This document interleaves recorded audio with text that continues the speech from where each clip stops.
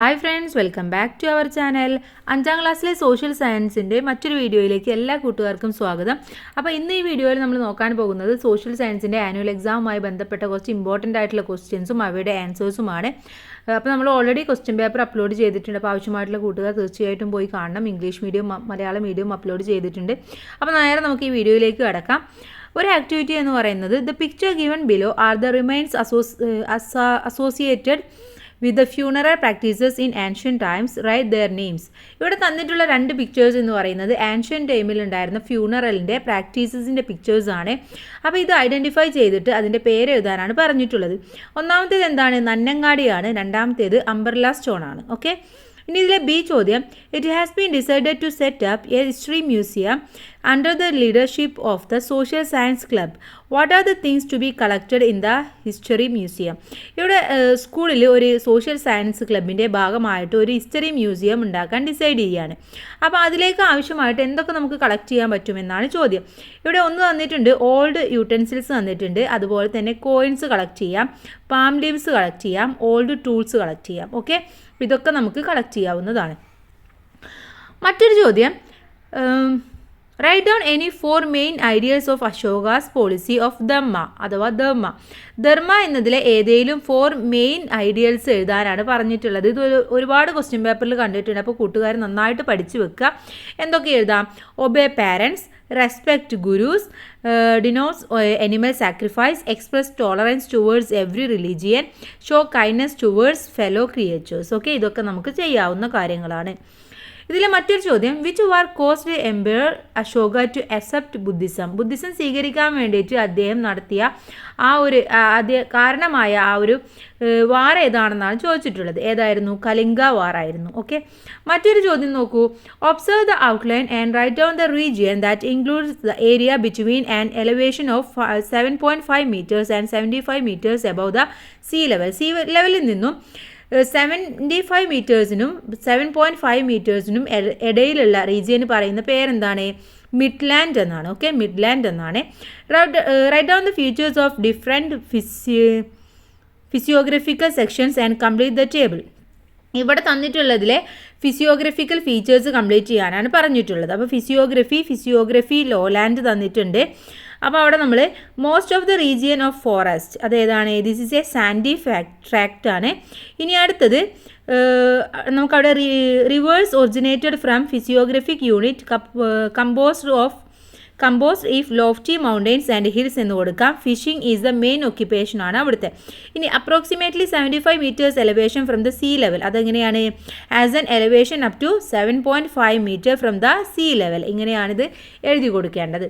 മറ്റൊരു ചോദ്യം നോക്കൂ, what are the features of the Asian continent? ഇതും ഒരുപാട് ക്വസ്റ്റ്യൻ പേപ്പറിൽ ചോദിച്ചിട്ടുണ്ട്.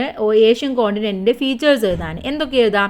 Asia is the largest continent. It is located to the north of the Indian ocean. It is the world's most populated continent.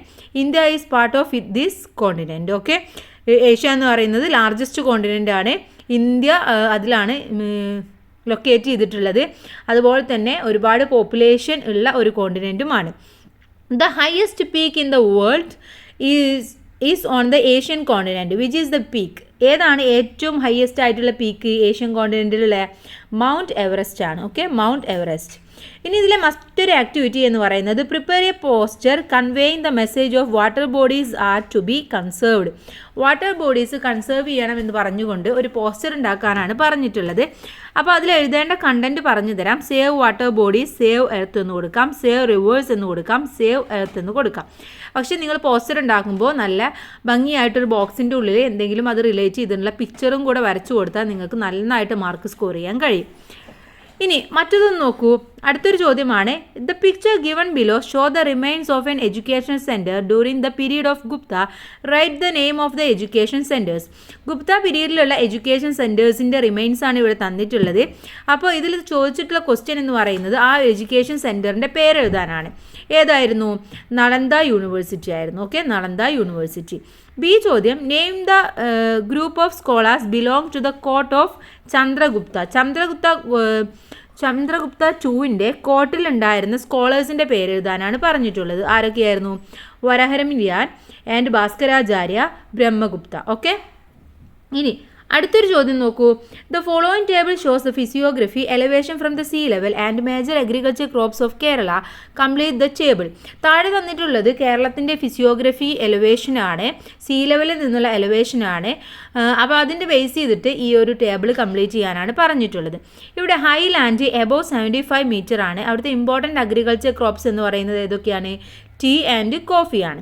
ഇനി midland ആണെങ്കിൽ between 70.5 to 75 metre ആണ്. അവിടുത്തെ agriculture തന്നിട്ടുണ്ട് paddy, coconut, plantain, yam, colocasia, arecanut, rubber, tapioca, coffee and pepper.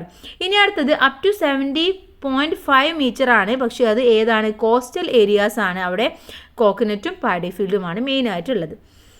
ഇനി നമുക്ക് കുറച്ച് ഇതുവരെ നമ്മൾ ഇംഗ്ലീഷ് മീഡിയം ആണ് നോക്കിയത്. ഇനി നമുക്ക് മലയാളം മീഡിയം നോക്കാം.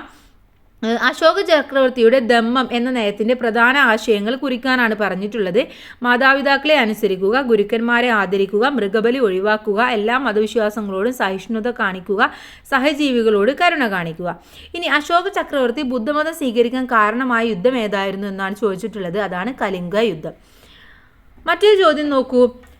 ഭൂരേഖ നിരീക്ഷിച്ച് സമുദ്രനിരപ്പിൽ നിന്നും 70.5 മീറ്റർ മുതൽ 75 മീറ്റർ വരെ ഉയരമുള്ള ഭൂപ്രദേശങ്ങൾ ഉൾപ്പെടുന്ന മേഖല ഏതാണ്? ആ മേഖലയെ നമ്മൾ ഇടനാട് എന്നാണ് പറയുന്നത്. ഇനി വ്യത്യസ്ത ഭൂപ്രകൃതി വിഭാഗങ്ങളുമായി ബന്ധപ്പെട്ട് നൽകിയിരിക്കുന്ന പട്ടിക പൂർത്തിയാക്കാൻ പറഞ്ഞിട്ടുണ്ട്. ഭൂപ്രകൃതി ഏതാണ്? ഫസ്റ്റത്തേത് അവിടുത്തെ ഭൂപ്രകൃതിയുടെ സവിശേഷത എന്ന് പറയുന്നത് തീരപ്രദേശമാണ്, അതായത് മലനാടാണ്. ഇനി ഭൂരിഭാഗവും വനങ്ങളാണ്, മണൽ നിറഞ്ഞ ഭൂപ്രദേശമാണ്. രണ്ടാമത് നമുക്ക് എന്ത് കൊടുക്കാൻ പറ്റും? ഉയരം കൂടിയ കുന്നുകളും മലകളും, പ്രധാന നദികൾ ഇവിടെ നിന്നും ഉത്ഭവിക്കുന്നു. അപ്പോൾ അവിടെ എന്ന് പറയുന്നത് മത്സ്യബന്ധനമാണ് പ്രധാന തൊഴിൽ എന്ന് പറയുന്നത്. ഇനി സമുദ്രനിരപ്പിൽ നിന്നും ഏകദേശം 75 മീറ്ററിൽ കൂടുതൽ ഉയരമുള്ളത് സമുദ്രനിരപ്പിൽ നിന്നും 7.5 മീറ്റർ വരെ ഉയരമുള്ള പ്രദേശം. ഇങ്ങനെ നമുക്കതിനെ ക്ലാസിഫൈ ചെയ്യാവുന്നതാണ്. മറ്റൊരു ചോദ്യം നമ്മൾ പറഞ്ഞു ഏഷ്യൻ വൻകരയുടെ സവിശേഷതകൾ ചോദിക്കാറുണ്ടെന്ന് പറഞ്ഞു. ഇവിടെ ബി എന്ന് എഴുതിയൊരു ചോദ്യമുണ്ട്. ഇന്ത്യൻ പൗരന് പ്രായപൂർത്തി വോട്ടവകാശം നേടാൻ എത്ര വയസ്സ് പൂർത്തിയാകണം? 18 ഉത്തരം വരുന്നത്. ഇനി ഏഷ്യൻ വൻകരയുടെ സവിശേഷതകൾ നമുക്ക് നോക്കാം. ഏറ്റവും വലിയ വൻകരയാണ്, ലോകത്തിലെ ഏറ്റവും ജനങ്ങൾ താമസിക്കുന്നു. നമ്മുടെ രാജ്യമായ ഇന്ത്യ ഏഷ്യൻ വൻകരയുടെ ഭാഗമാണ്. ധാരാളം മഴ ലഭിക്കുന്ന പ്രദേശങ്ങൾ, തീരെ മഴ കുറഞ്ഞ പ്രദേശങ്ങൾ, വർഷം മുഴുവൻ മഞ്ഞ് മൂടിക്കിടക്കുന്ന പ്രദേശങ്ങൾ, വളരെ ചൂട് കൂടിയ പ്രദേശങ്ങൾ, മിതമായ ചൂടും തണുപ്പുമുള്ള പ്രദേശങ്ങൾ, ഇതെല്ലാം ഉൾപ്പെടുന്നത് ഏഷ്യൻ വൻകരയിലാണ്.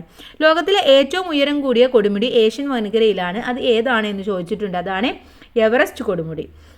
ഇനി മറ്റൊരു ചോദ്യം നോക്കാം. ഇവിടെ നമുക്ക് ഇന്ത്യയിലെ ഭാഷ, വേഷം, ഭക്ഷണ രീതി, ആചാരങ്ങൾ, ആഘോഷങ്ങൾ എന്നിവയെല്ലാം വളരെയധികം വൈവിധ്യങ്ങളുണ്ട്.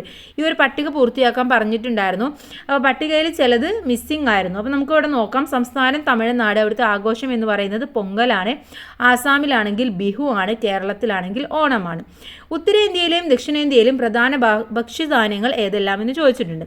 ഉത്തരേന്ത്യയിലാണെങ്കിൽ പ്രധാനമായിട്ടും ഗോതമ്പാണ്. ദക്ഷിണേന്ത്യയിലാണെങ്കിൽ പ്രധാനമായിട്ടും അരിയാണ്. അപ്പോൾ ഇതൊക്കെ പ്രധാനപ്പെട്ട ചോദ്യങ്ങളാണ്. അപ്പോൾ കൂട്ടുകാർക്ക് നല്ല മാർക്ക് തന്നെ സ്കോർ ചെയ്യാൻ കഴിയട്ടെ. Thanks for watching.